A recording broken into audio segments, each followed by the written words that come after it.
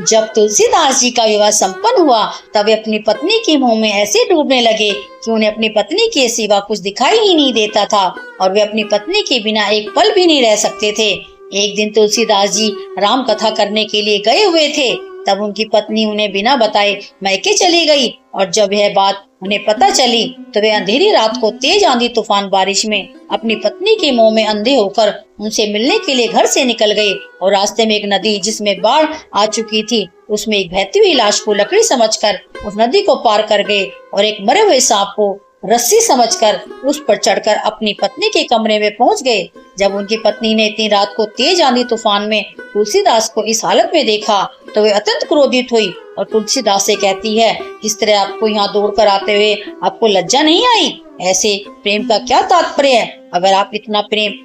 राम जी से करते तो आज आप साक्षात प्रभु श्री राम को पा लेते, आपको आपके ही जीवन का उद्देश्य मिल जाता। और तब रत्नावली की बात से तुलसीदास जी बहुत प्रभावित हुए और उन्हें अपनी गलती का एहसास हुआ और उन्होंने गृहस्थ आश्रम का त्याग कर संन्यास लेने का निर्णय लिया और अपने जीवन को राम जी की भक्ति में समर्पित कर दिया। तो दोस्तों, चैनल को सब्सक्राइब करके कमेंट में जय श्री राम अवश्य लिखें।